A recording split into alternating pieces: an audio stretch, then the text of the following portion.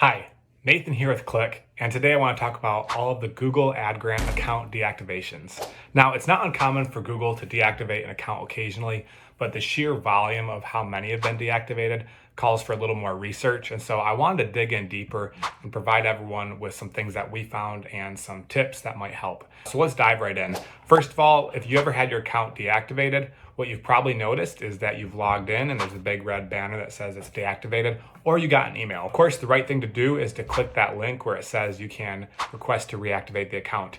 When you click that link, you'll be taken to a form, and there is a checkbox on that form where you can give Google the permission to make any changes to your account, and then they'll reactivate it.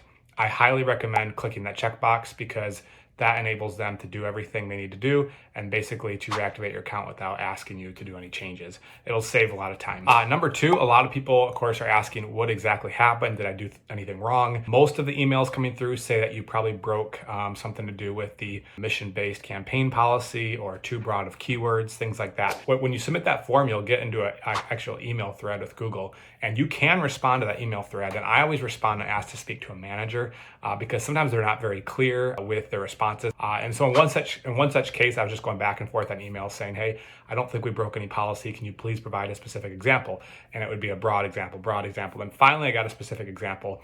And what they said is that in my account for a church, I used keywords like God's Word, church online, and feeling down. And it said that there was a mass, basically automated deactivation. So it wasn't an actual person doing this. And then what the email said is upon manual review, they found that those keywords were indeed on the church's website, and so they reactivated the account.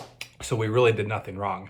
And so that's what we're seeing. We're seeing it's just kind of a bulk update type of thing, where it's going through and auditing the accounts, deactivating them, and then when it's a manual review, you can get it reactivated. This is why you need to check your keywords, because if you did allow Google to have permission to make changes to your account, you might see a whole mass of keywords paused. I would encourage you just to go ahead and unpause those again, because it probably really, you didn't do anything wrong, most likely. So notice that too, that when your account is reactivated, you might see very low ad spend. Go ahead and check those keywords and make sure that you are good to go. And then finally, I'll provide a link in this video, but there is a pretty standard account reactivation form you can always fill out if you're not seeing the button to do it on your actual Google Ads account. All right, so those are some tips that are going on. Hopefully this is helpful, and if you have any questions at all, don't hesitate to reach out to us. Thanks.